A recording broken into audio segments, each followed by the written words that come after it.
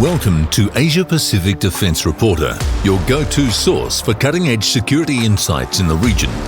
Get ready for rapid-fire analysis and commentary from the Asia Pacific with your host, Kim Bergman. Hello and welcome back. There are plenty more blunders to talk about, so let's get stuck straight into it. I've got some more questions about the General Purpose Frigate project, aka C3000, but first there's a bit of breaking news. The project C1905 has been cancelled. We have been reporting on the rumours for a while, and it's finally happened. The reason is presumably budget, as Defence scrambles to find the $4.7 billion to soon be given away to US shipyards that build submarines for the USN. And I'll also have a bit more to say about the budget situation in a moment. C1905 is yet another failure to modernise the RAN's mine warfare and marine survey capabilities, and from memory it was stood up about 5 years ago. This followed the discontinuation of another project called C1778 that had a similar objective, namely to move away from dedicated mine hunting ships and instead be able to deploy mine hunting and hydrographic survey technology in vessels of opportunity. Personally, I've always found this a thoroughly bad idea for mine warfare, doesn't matter for hydrographic work, because sometimes the way you find out about the existence of a minefield is that a ship is blown up by one of them. So for me, to use something like a Huon-class mine hunter, which is made out of fiberglass, is extremely quiet, and is designed to survive very large underwater explosions in the event that something does go wrong, has always seemed to me a much more sensible thing than using relatively unprotected vessels. But, however, the RAN obviously disagreed with this philosophy, and the original plan was to use 2 Arafura-class ships being procured under C1180 for mine countermeasures with the ability to launch robotic systems some distance from the ship that would send devices into minefields to locate and destroy them at a safe distance. But, as we have been reporting, the Arafuras fell out of favour, and that's another subject we will return to because, as I've said previously, the treatment of the company responsible, Luerssen, has, in my opinion, been a disgrace. But back to C1905. Defence shortlisted 3 companies, well, consortia actually, for Tranche 1 of this project, and they were Thales, Exhale and Saab. And to the great surprise of many, including me, Thales were eliminated last year. And I say surprised because Thales are world leaders in underwater warfare and have the largest Australian footprint for underwater systems of any of those 3 companies. Anyway, Defence have inadvertently done them a favour because they stopped wasting money on this doomed project a year ago, unlike the other 2, who faithfully continued to work. And now we're in a situation where, after industry has spent millions of dollars of their own money in good faith responding to defence requirements, they now find that all of that effort has been wasted, while Defence simultaneously gets ready to hand over this massive amount of cash to US industry. Now, mine warfare has always been the poor cousin of various Navy branches, and that's not just in Australia, by the way, because the work is slow and tedious. With automation and a greater use of robots and artificial intelligence is making a difference, but the fact remains that for extended periods of time, ships are either stationary or travelling at very slow speeds, looking for largely non-existent threats. However, it's an absolutely vital capability, and it will be even more necessary if nuclear-powered submarines are ever actually delivered. One of the threats to submarines that is close to, or actually on top of the list, are what is known as short-tethered moored mines, placed near the submarine's home ports. Nuclear submarines are particularly vulnerable in shallow water because of their large size and other features such as particular signatures. It's a touchy area, but one of the obvious ones is pressure. When you've got an 8,000-ton submarine moving at speed, it generates a lot of pressure. Mines can be designed to be triggered by that. Not so much of a problem when you're in open seas, but in shallow waters, it's a big headache. So the submarine has the problem of getting from its base to deep water where they're much safer and they can travel long distances at great speed. But nuclear-powered submarines need the support of mine hunters to make sure that it's safe for them to leave port, because without being certain that there are no mines, leaving base becomes a very risky exercise, and to lose any submarine, let alone a nuclear-powered submarine with a large crew in the early stages of a conflict, would be a catastrophe. It would probably mean that the rest of your small fleet of submarines was pretty close to useless because they would be tied up forever, too scared to risk trying to break out to the open sea. Now, it also needs to be remembered that an enemy could deploy mines offensively even from fishing vessels. And another thing to add is that countries such as China, with the world's largest fishing fleet, with something like 300,000 vessels of different sizes. Of course, dropping mines in someone's territorial waters is itself an act of war, but in the lead up to a conflict, it is something that an opponent could be expected to do. And Australia, by the way, we are acquiring sea mines of our own for both defensive and, I would assume, offensive operations. But anyway, put simply, without adequate mine hunting resources, Australian submarines and surface ships run the risk of being stuck in their home ports. And this could also be true for visiting submarines from the US and the UK unless they bring their own mine countermeasures ships with them. So AUKUS looks like it is transforming the RAN from a relatively balanced force into something quite different, and this is being caused by two factors: nuclear-powered submarines, most importantly, and the new General Purpose Frigates. I've previously given a shout-out to Marcus Hellier and his organisation, Strategic Analysis Australia, and I'm going to quickly quote from his key findings about his analysis of the recently released Integrated Investment Plan. Marcus is far better on crunching numbers than I am. Anyway, he makes a number of important points. The first, and I'm quoting, the additional defence funding announced by the government, 5.7 billion over the forward estimates, that is the next 4 years, and then 50.3 billion over the decade, will be consumed entirely by the nuclear-powered submarine program, the General Purpose Frigate project, and exchange rate compensation. There is no new money for anything else. Another point, the growth in funding over the forward estimates is not unusually large by historical standards. The new IIP repeats the failure of previous investment programs hoping to raise acquisition spending to a wildly implausible 42% share of the total defence budget. Defence has been trying to achieve 40% since the 2016 Defence White Paper, but has never passed 31%. Put another way, delivering the program requires massive continual increases in acquisition spending.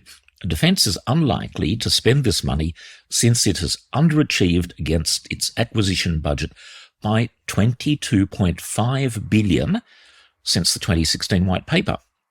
Marcus continues, the budget contains no compensation for the loss of buying power caused by 3 years of extremely high inflation.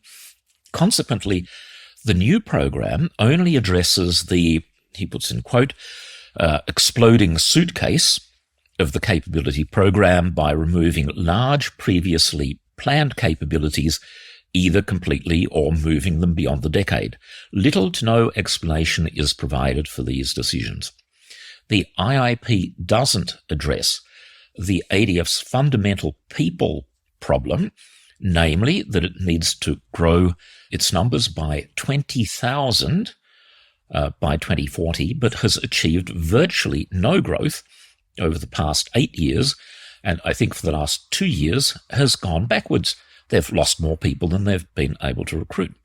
This is getting towards the end of Marcus's segment, but a further 2 points that are vital for everyone to understand. Planned spending on the maritime domain has grown from 28% to 38% of the investment budget. That's more than land, 15%, air, 14%, and cyber, 7% combined. Worth repeating, more than land, air, and cyber combined. Now, no explanation is provided for why this distorted balance of investment provides better support of the new strategy of denial than any other mix other than statements that this results in a focused force. Well, thank you, Marcus, for that. Of course, what I've just read out, this is not something you'll ever be told by the current government, which continues to incorrectly boast that the defence budget is increasing and that things have never been better. Now, we've still got a bit of time, so I'll say a few words about the General Purpose Frigate competition, which has already been described by an industry person in a newspaper article as a goat rodeo, which to me seems something of an understatement. The latest iteration is the uncertainty of the future ownership of Austal. I touched on this in a previous podcast, with Defence Minister Richard Marles saying recently it was fine if Hanwha were to acquire it. It had nothing to do with the government. However, that is definitely not the position of companies bidding, with two of them telling me privately that if Hanwha were to acquire the shipyard, they will probably pull out of the competition. And by the way, it's noticeable that even though, all of these companies, as I've said, have been sworn to secrecy, their level of frustration, confusion, and anger is such that they are prepared to talk to me at the risk of being jailed. Now, they're not doing it on the record, obviously. Why make yourself an obvious target? But I can assure you that there's a lot of communication going on between industry and the media because they are very frustrated. So even deferring a decision about the ownership of Austal doesn't really help, because companies are now nervous about a scenario where they might well be selected, compelled to work with Austal, and only for that company to be sold later to a direct competitor of theirs.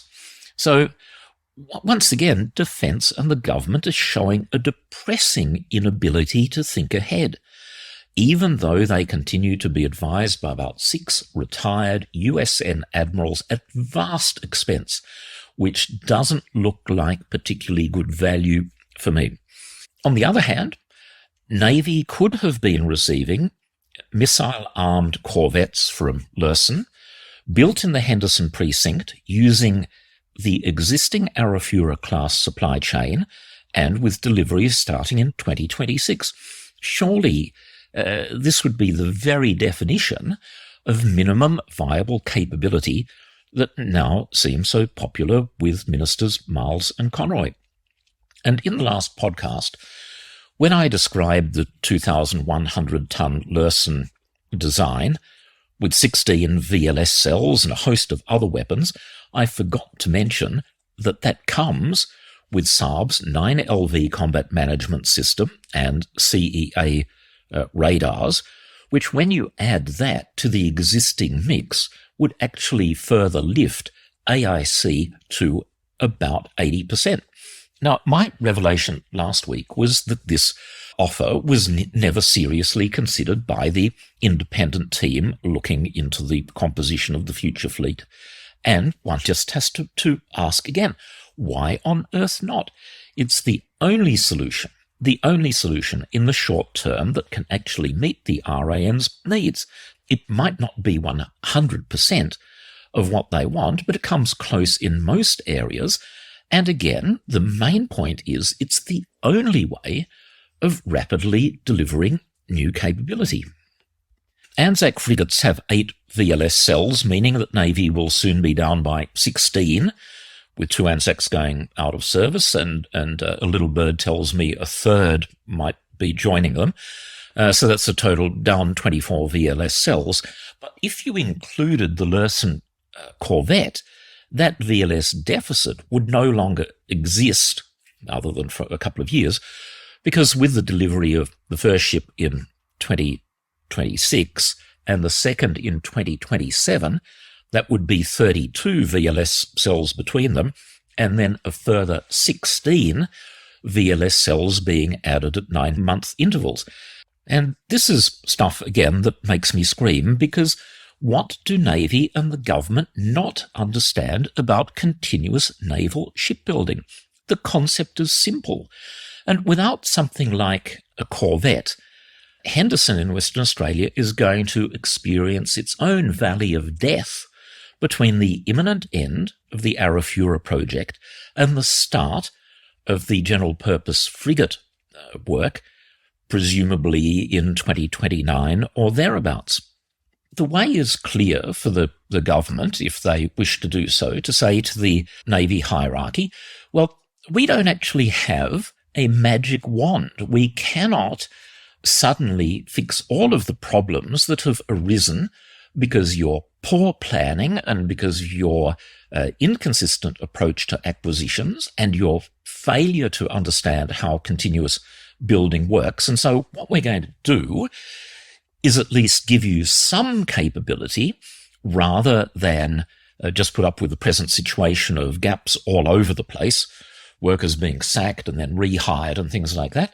You might not like these Luerssen corvettes, but they do 80% of the roles that you want. You can get them in a realistic time frame, and you can get them with 80% Australian industry content. So very sorry for doing your work for you. You're just going to have to live with this solution, and you can hang out in the longer term for the Hunter-class frigates to be delivered. But we have a far more urgent problem, and it is to get capability into the water right now. Another couple of comments about some oddities concerned with the General Purpose Frigate project.